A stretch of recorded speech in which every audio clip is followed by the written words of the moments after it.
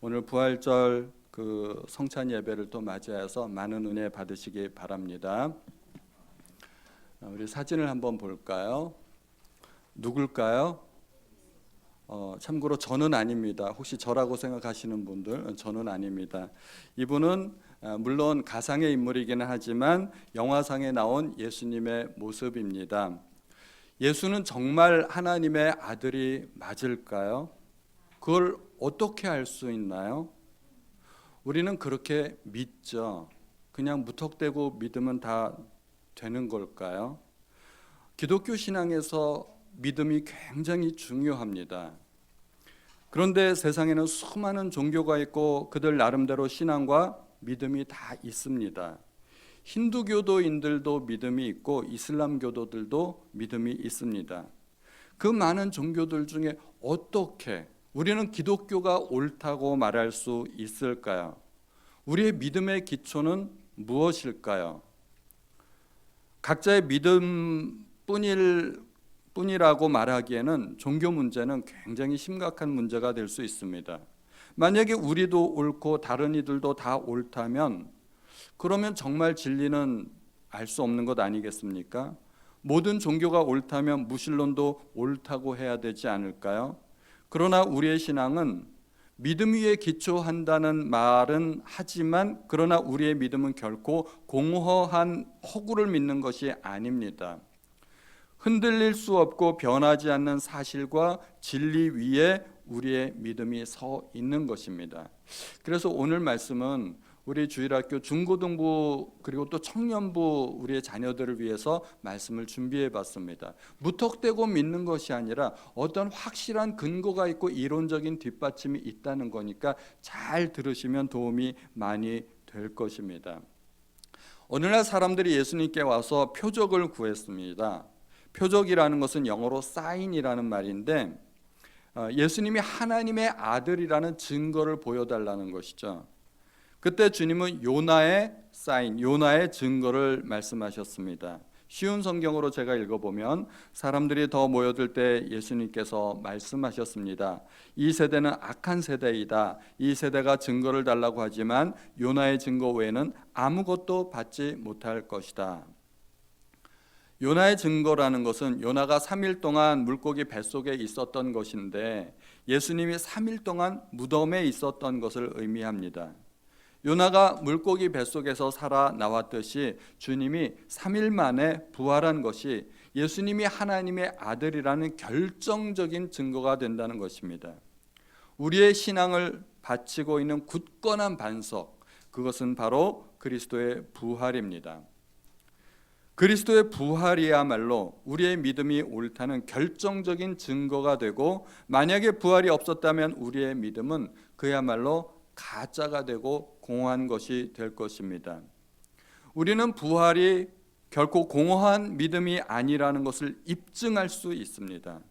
만약에 입증도 안 되고 증거도 없고 합리적인 설명이 없다면 우리의 신앙은 어떻게 될까요? 죽은 다음에 천국에 가겠지 하는 막연한 상상에 불과하다는 것입니다.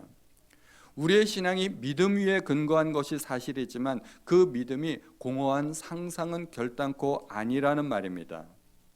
인간의 부활은 예수님의 부활에 기초하고 있습니다.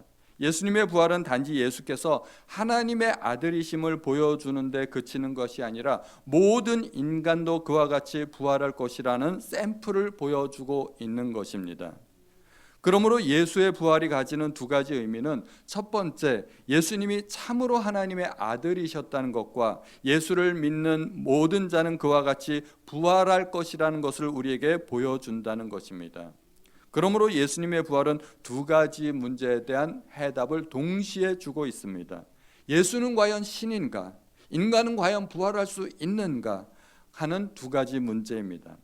이것이 바로 우리 신앙의 본질적인 문제에 해당하는 것입니다. 신학자였던 스프라울은 이를 이렇게 표현했습니다. 부활에 대한 주장은 기독교에 있어서 매우 중요하다.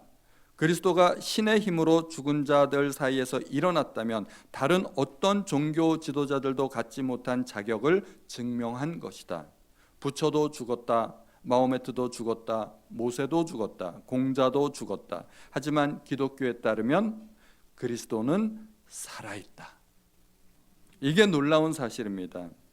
그래서 오늘은 성경보다는 어떤 증거 자료를 제시해 보려고 합니다. 예수 부활의 역사적 증거와 정황적 증거들을 토대로 한번 살펴보고자 합니다. 첫 번째 사실, 누구도 부인할 수 없는 역사적 사실 네 가지 중에 첫 번째, 예수는 십자가에서 죽었다 하는 것입니다. 예수는 십자가에서 처형되었고 죽어서 요셉의 개인 무덤에 묻혔다는 것입니다. 여기에 대해서 이의를 제기하는 사람은 아무도 없습니다. 예수 부활을 반박하는 이론 가운데 예수가 십자가에서 완전히 죽지 않고 기절하였다가 후에 소생했다는 그런 기절설이 있습니다. 그런데 이것은 상식적으로 논리가 되지 않습니다. 군병이 예수님의 옆구리를 찌르지 않았습니까? 혹시 아시는 분 계세요? 오른쪽 옆구리인지 왼쪽 옆구리인지? 성경에는 안 나옵니다. 그런데 이게 오른쪽 옆구리입니다. 창이 살짝 찌른 게 아니라 깊이 들어와서 장과 폐를 관통하고 심장까지 꿰뚫은 것입니다. 기절했다가 살아날 수 없다는 이야기죠. 절대로 예수님은 기절한 것이 아니라 완전히 죽었습니다. 둘째 명백한 사실, 예수님의 무덤은 빈 무덤으로 발견되었다는 것입니다.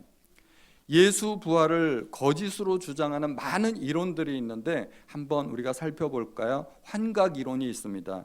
제자들의 슬픔과 정신적 충격으로 인해 집단 환각을 경험했다는 것입니다.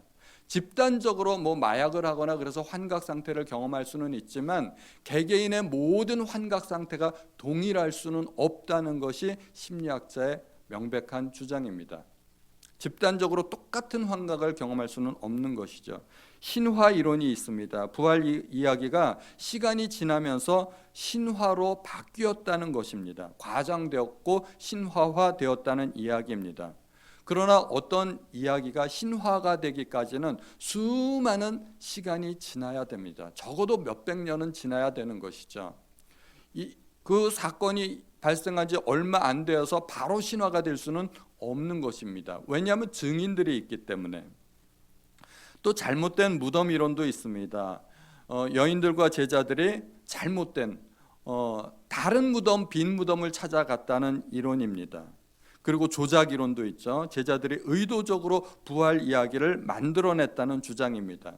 그리고 예수님의 부활은 육적인 부활이 아니라 영적인 부활이라는 그런 해석도 있습니다. 여러 가지 부활을 부인하는 이론들이 있지만 그러나 예수 부활은 십자가 사건 이후에 단 며칠 만에 제자들에게 목격된 사건이므로 유대인 지도자들이 만약에 제자들을 저지하려면 예수의 무덤에서 예수의 시체를 꺼내서 보여주기만 하면 모든 문제는 다 해결되었을 것이라는 말입니다. 그런데 그런 시도는 없었습니다. 예수의 무덤이 비었다는 것은 명백한, 누구도 부인할 수 없는 사실이라는 것입니다. 부활을 반박하는 어떤 이론도 빈 무덤에 대한 합리적인 설명을 하지 못한다는 것입니다. 빈 무덤에 대한 유일한 한 가지 설명은 예수의 제자들이 시체를 도둑질해 갔다는 것입니다. 그런데 이것은 유대인 지도자들도 이미 예측하였고 그런 일들이 발생하지 않도록 로마 군병을 세워서 지켰기 때문에 그런 일은 또 사실상 불가능하다는 것입니다. 빈 무덤에 대한 유일한 설명은 예수께서 부활하셨다는 것입니다. 그리고 또 부활하신 예수를 만난 사람이 무려 500명이 넘습니다. 증인들이 있다는 것이죠. 목격자의 증언은 법정에서도 아주 유력한 증거가 됩니다. 예수가 죽은 후에 부활해서 제자들에게 나타나셨다는 사실은 초기 그리스도인들의 확신이었고 현대 회의주의자 학자들조차 여기에 동의하고 있습니다. 제자들은 부활을 주장했다는 것입니다. 제자들이 단체로 환각을 경험했다는 것은 가능성이 없는 일입니다. 제자들의 이 확신에 대해서 실제로 부활한 예수가 나타났다는 설명 외에는 다른 설득력 있는 주장이 없다는 것입니다. 또 강력하게 넷째 주장은 예수님의 제자들이 부활한 예수를 만났기 때문에 그들의 삶이 급격하게 변했다는 것입니다. 누구도 예수 제자들의 급진적인 변화에 대해서 부인하는 사람들이 없습니다. 제자들은 예수가 십자가에서 죽기 전에 모두가 그를 떠났습니다. 심지어 그를 부인하기까지 했습니다. 그런데 그 제자들은 예수의 죽음 이후에 며칠이 못 되어 예수가 부활했고 자신들이 부활한 예수를 직접 봤다고 선포하기 시작했습니다. 예수의 죽음 이후에 두려움에 떨면서 집안에만 틀어박혀 있던 그들이 어느 날 갑자기 거리로 뛰쳐나와 예수는 부활했다고 외치기 시작했던 것입니다. 제자들의 이 혼돈 상태와 그리고 자신의 목숨을 내걸 만한 확신을 가지게 된 사건 사이에 어떤 변화가 있었을까요? 뭔가 대단한 큰 사건이 있지 않으면 두려워하던 제자들과 담대하게 부활을 외쳤던 제자들 사이에 변화를 설명할 수 없다는 것입니다. 제자들의 달라진 모습 사이에는 분명히 그들이 부활하신 예수를 경험했기 때문이라는 설명밖에는 다른 설명이 없다는 것입니다. 예수님 부활에 대한 정황적 증거들도 있습니다. 네로 황제가 기독교를 박해할 때 수많은 사람이 이 신앙 때문에 죽어야 했습니다. 그들 대부분은 유대인이었습니다. 그리스도인들이 온갖 핍박 속에서도 신앙을 위해 목숨을 내놓을 수 있었던 것은 그들에게 부활이라는 확실한 증거가 있었기 때문입니다. 부활 사건 이후에 그들의 남은 생애는 완전히 바뀌었습니다. 그들의 믿음 때문에 기꺼이 죽고자 했고 실제로 많은 사람이 순교했습니다. 만일 예수가 평범한 인간이었고 예수의 부활이 거짓이었다면 그 거짓말에 목숨을 걸면서 거짓 진리를 위해 자신의 목숨을 바칠 사람들이 그렇게 많이 있을 수 있을까요? 초기의 제자들은 예수를 직접 만났다는 확신을 가졌고 그 부활신앙에 목숨을 걸었습니다. 자기가 예수를 보았다는 것이, 부활하신 예수를 만났다는 것이 거짓이라는 것을 자기가 알고 있으면 그 사실을 위해 목숨을 걸지 않았을 것입니다. 이러한 것들이 예수님 부활의 어떤 정황적 증거가 되는 것입니다. 또한 바울을 통해서도 우리가 알 수 있습니다. 바울은 기독교 박해자였죠. 유대교에 의하면 오직 하나님 한 분만이 유일하신 하나님인데 예수는 자기가 하나님과 같은 분이라고 주장했으므로 바울은 예수를 이단의 괴수라고 간주하고 예수 믿는 사람을 잡아 옥에 가두고 죽이기까지 했습니다. 그런데 그가 예수 믿는 사람을 박해하기 위해서 다메섹으로 가던 도중에 하늘에서 어떤 음성을 듣는데 그 음성이 예수의 음성이었다는 것입니다.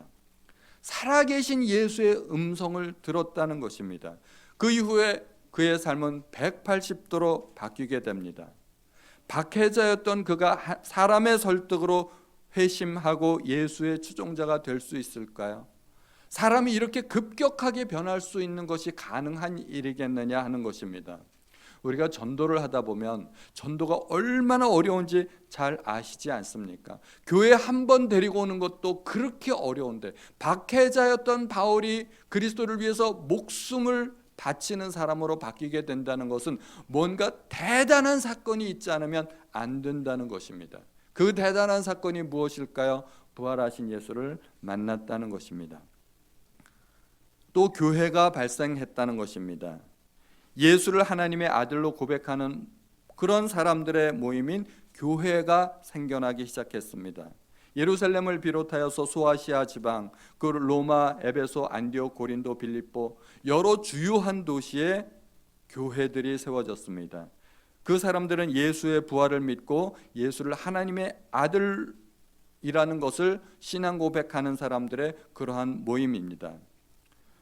예수께서 부활하신 후 사람들이 모여서 그 부활하신 예수님을 찬양하기 위해 모인 그 집단이 바로 교회가 된 것입니다. 그러므로 교회가 생겼다는 것 이 자체가 예수 부활의 증거가 됩니다.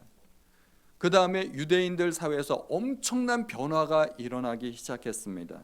유대인들은 철저하게 안식일을 지키던 사람들입니다. 그런데 유대인들이 더 이상 안식일을 지키지 않고 안식일 대신에 일요일을 주일로 지키게 되었습니다. 주일은 주님의 부활을 기념하여 안식일 다음 날 모이는 것입니다. 우리가 지금 모이는 이 주일이 바로 안식일 다음 날입니다. 그 전까지 유대인들의 그 율법에 따라 금요일 저녁부터 토요일 저녁까지를 안식일로 정해 철저하게 지켰습니다. 안식일을 지키지 않으면 어떻게 되었나요? 유대인 사회에서는 심지어 돌로 치기까지 했습니다. 모세 시대 때도 그런 일이 있지 않았습니까? 안식일에 나무하는 사람을 발견했는데 그 사람을 돌로 쳐 죽였습니다. 이렇게 정말 엄격한 것이 유대인의 율법입니다. 지금도 보수파 유대인들이 사는 아파트에 가면 엘리베이터를 전층 자동 운행하게 만들어 놓았다고 합니다.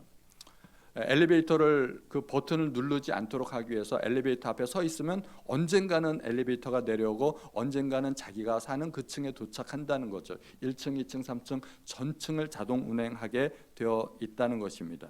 이렇게 목숨 걸고 안식일을 지키던 유대인들이 더 이상 안식일을 안 지키고 주일을 지키게 된 그런 유대인들이 나타났다는 것입니다. 또 그리스도인들 유대인들은 더 이상 동물 제사를 드리지 않고 성찬식을 드리게 되었습니다. 성찬식은 주님의 고난과 죽음을 기념하는 예식입니다. 주님의 부활이 있기 때문에 죽음도 의미가 있는 것이지 부활이 없었다면 주님의 죽으심도 기념할 필요가 없는 것입니다. 우리가 올림픽 금메달리스트의 생애를 만약에 드라마로 만든다면 그의 고된 훈련과 역경의 장면들을 반드시 넣지 않겠습니까? 금메달이 거저 얻어지는 것은 아니니까.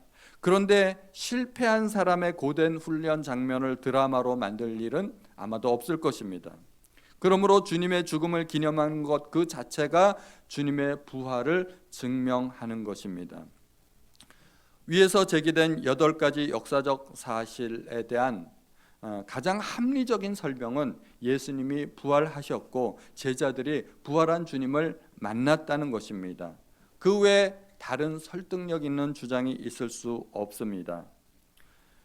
예수 그리스도는 죽음을 이기시고 부활하셨습니다. 예수님께서 실제로 부활했다면 부활하신 예수님은 하나님의 아들이시고 인간의 몸으로 오신 하나님 자체이심이 분명합니다. 20세기 후반에 어떤 사람이 이 부활이 거짓임을 입증해 보려고 시도했던 적이 있습니다. 영국의 저널리스트 프랭크 모리슨이란 사람인데 기독교에서 가장 중요하게 여기는 부활의 허구성을 증명하려고 여러 자료들을 찾아보고 3년 동안 노력했습니다. 3년 동안 여러 자료들을 모으고 사람들을 인터뷰하고 피나는 노력을 기울여 성경의 모순을 파헤치려고 노력했습니다. 그런데 그가 그 이후에 책을 한 권 저술하게 되는데 그 책은 누가 돌을 옮겼는가 하는 그러한 책입니다. 그 책의 요점은 부활은 사실이라 하는 것입니다. 그 책의 서문에서 저자는 다음과 같이 진술합니다. 이 책은 사실적 힘에 의해 처음 시도했던 내용을 포기하고 다른 것을 쓰게 된 내적 이야기, 즉 하나의 고백록입니다. 그렇게 고백하고 있습니다. 이 책을 통해서 그는 예수님의 일생의 마지막 7일을 철저하게 연구했고 부활이야말로 인류 역사상 가장 위대하고 확실한 역사적인 사건이란 결론에 이르게 되었습니다. 결국 그는 예수님의 부활 사건을 통하여서 그리스도인이 되었습니다. 예수님을 구주로 하나님의 아들로 영접하게 된 것입니다. 우리는 인생을 한 번뿐인 인생이라고 생각하기 때문에 인생에 대해서 때로는 지나친 두려움을 갖게 되거나 때로는 방탕한 인생으로 몰아가는 경우가 있습니다. 한 번뿐인 인생이기 때문에 소중한 것이 틀림이 없습니다. 그러나 우리에게는 부활이 있습니다. 우리에게는 다음 생애가 있다는 것입니다. 다음 생애라는 것이 불교에서 이야기하는 윤회가 아니라 부활입니다. 그런데 그 다음 생은 우리가 이 생을 어떻게 사느냐에 따라서 결정됩니다. 이 땅에서는 고난이 있지만 다음 생에 왕 같은 권세를 누릴 수도 있고 또 반대로 이 땅에서는 부귀영화를 누리다가 다음 생에는 흔히 하는 속된 말로 개털될 수도 있다는 것입니다. 우리는 부활을 믿기에 고난도 견딜 수 있습니다. 참으로 부활을 믿는다면 부활이 없는 사람처럼 살지 말아야 할 것입니다. 제자들은 그 부활의 소망 때문에 더 이상 두려워하지 않았고 죽음까지도 불사하는 삶을 살게 되었습니다. 부활절을 맞이하여 우리 모두가 주님의 부활을 다시 한번 기념하는 우리 모든 성도님들이 되시기를 축원드립니다.